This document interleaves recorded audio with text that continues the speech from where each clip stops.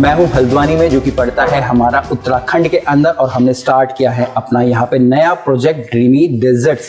इस प्रोजेक्ट के अंदर हमारे होटल के रूम्स है, हमारा रेस्टोरेंट है और यहाँ पे साथ साथ हमारा बैंक्वेट है। इस पूरे प्रोजेक्ट की हम लोग कंप्लीट कंसल्टेंसी कर रहे हैं, जिसके कि अंदर हमारी कंप्लीट हायरिंग होती है, हमारे जो मेन्यूज होते हैं उनकी रेसिपीज होती है, SOPs होती है, स्टाफ की ट्रेनिंग्स होती है, इक्विपमेंट्स हमारा पूरा का पूरा होता है। तो आप बोल सकते हैं वन स्टॉप सोल्यूशन। तो काफ़ी सारी सीरीज के अंदर वीडियोस आने वाली है, जिसके के अंदर आप ये सारी चीज़ें सीखने और समझने वाले हैं। तो अभी हम लोग जो ये ट्रेनिंग कर रहे हैं वो है हमारी किचन मैथ्स या मैथमेटिक्स के ऊपर है।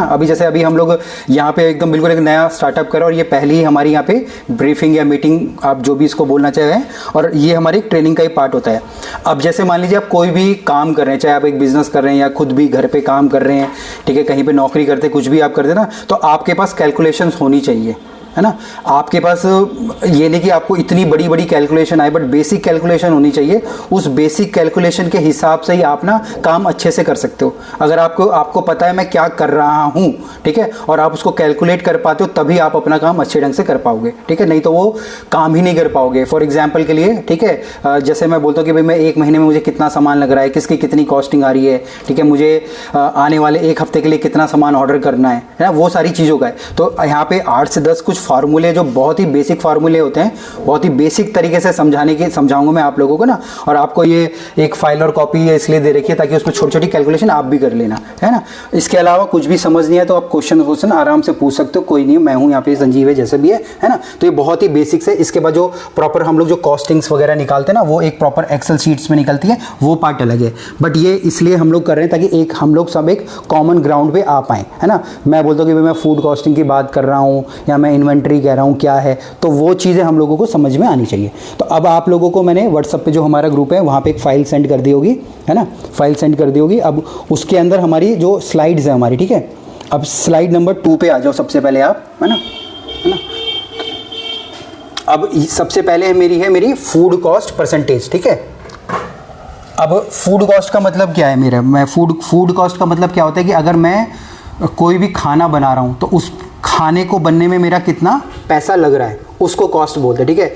इसके ऊपर जो गैस है वो अलग होती है, मैन पावर है वो अलग होती है, रेंट वो अलग होता है। जब हम लोग फूड कॉस्ट की बात करते हैं तो सिर्फ हम लोग फूड की बात कर रहे हैं, सिर्फ खाने की हम लोग बात कर रहे हैं। अब परसेंटेज क्यों निकाली जाती है, मतलब रीज़न क्या होता है। जैसे अभी हम लोग 10वीं 12वीं में पढ़ते हैं ना, नंबर आते हैं, किसी में 50 नंबर आएंगे, किसी में 55 आएंगे, किसी में 60 आएंगे।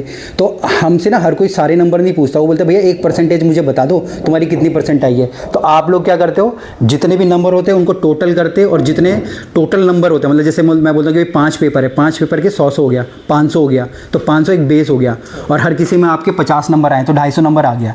तो 250 से क्या करोगे, 500 को भाग कर देते हैं और 100 से उसको गुणा कर देते हैं, तो एक परसेंटेज निकल जाती है। तो आप बोलते हो मेरी परसेंटेज कितनी जा रही है, मेरी 50% जा रही है, किसी की 60 जाएगी, 70 जाएगी। आप हर किसी के नंबर नहीं कर सकते, क्योंकि वो उतने डेप्थ में घुसोगे तो वो हिसाब किताब ही नहीं निकल पाएगा, है ना। मैं बोलता हूँ कि भाई कैसे हम लोग अंदाज़ लगाएंगे कि भाई हमारी एक फूड कॉस्ट कम है ज़्यादा है, क्योंकि किसी खाने में आपकी फूड कॉस्ट ज़्यादा होगी, किसी में कम होगी। वो डिपेंड करता है कि उसमें हम लोग किस प्रकार के इंग्रेडिएंट यूज़ करें, कहीं पे महंगे होंगे, कहीं पे सस्ते होंगे। तो एक ओवरऑल सबको एक समान रखने के लिए, एवरेज रखने के लिए हम लोग परसेंटेज निकालते हैं, ठीक है। तो अब परसेंटेज का यहाँ पे फॉर्मूला क्या है हमारा, ठीक है, उसमें देखो लिखा पड़ा होगा आपका cost of goods sold, goods माने जो भी खाना हम लोग बेच रहे हैं, ठीक है, और नीचे आ जाएगा हमारा टोटल फूड सेल।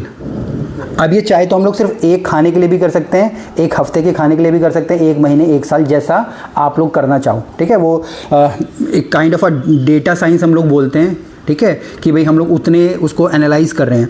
अब इसको जैसे नीचे एक एग्जाम्पल भी हम लोगों ने यहाँ पे दे रखा है, ठीक है। If your food cost is 2000 rupees, ठीक है।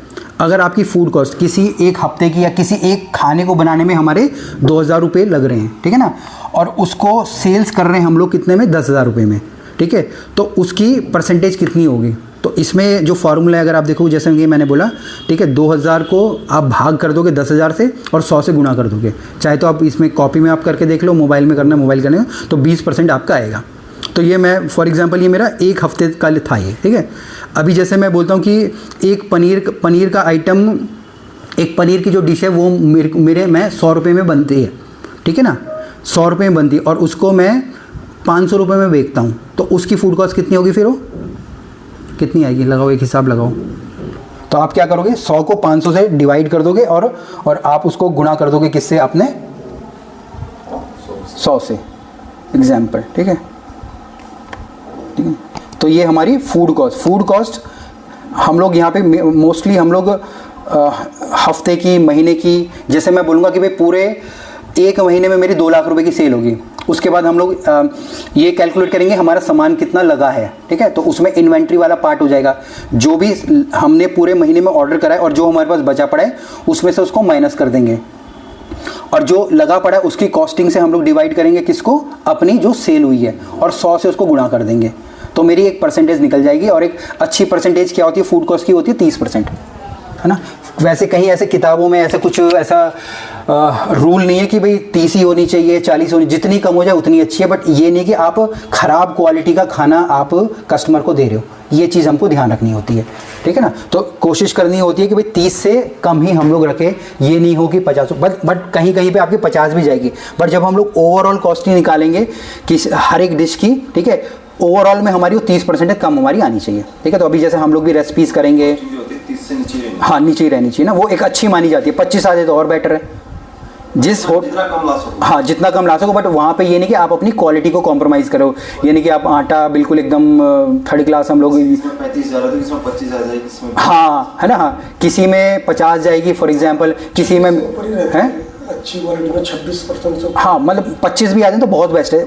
अभी मैं बोलता हूँ जैसे रोटी है, रोटी बनने में 2 या 3 रुपये लगते हैं, और रोटी कितने 50 रुपये की बिक जाती है, तो 3 × 50 कितना हो गया? बिल्कुल 10 गुना से भी ज़्यादा हो गया, ठीक है। बट जो महंगे आइटम होते हैं वहाँ पे उतनी बचत नहीं होती है ना। अब जैसे फॉर एग्जांपल के लिए मैं बटर चिकन में बना रहा हूँ, ठीक है, तो मे बी उसमें हमारी कॉस्टिंग 40% भी चली जाए, बट रोटी में क्या हो रही है? हमारी कम हो रही है, तो यहाँ पे कम हो रही है, वहाँ पे ज़्यादा हो रही है, फिर वो इक्वल हो जाती है ना। जैसे मैं बोलूँ कि हिंदी में 50 नंबर आ रहे हैं, उसमें 60 नंबर आ रहे हैं, बट मुझे कोई एवरेज पूछ रहा है तो मैं सबको प्लस करके पूरे नंबर से डिवाइड कर दे रहा हूँ। तो यहाँ पे जो सेल्स कर रहे हैं ना हम लोग, जो खाना हमारा बिक रहा है वो हमको एक तरीके से बेस रखना पड़ता है, मतलब जो हम लोग कमा रहे हैं, जो हमारी सेल्स हो रही है वो हमारा बेस है। ये तो मैंने जैसे फूड कॉस्ट की बात करी, जैसे लेबर की हम लोग बाद में बात करेंगे, जो मैन पावर होती है, हर किसी का बेस हमारा क्या होगा? हमारा जो सेल्स होगा, जो हम पैसे कमाएंगे या जो हम लोग बेचेंगे, ठीक है। तो इसमें कुछ शंका, कुछ इसमें कुछ है, कुछ इसमें है, कुछ समझने लायक है कुछ और, ठीक है। अब अगर मैं बोलता हूँ कि मेरे को परसेंटेज नहीं निकालनी है, तो सिंपली हम लोग क्या करेंगे, हमारा जो सेल्स है उसको, जो खाना बनने में उसको डिवाइड कर देंगे, तो उसका वो पैसा एक तरीके से आ जाता है बनने का, ठीक है। या मैं बोलता हूँ कि भाई 100 रुपये लग रहे हैं बनने में और 200 रुपये का मैं बेच रहा हूँ, 200 में मैं 100 माइनस कर दूंगा, टोटली सिंपल फार्मूला हो गया ना एकदम।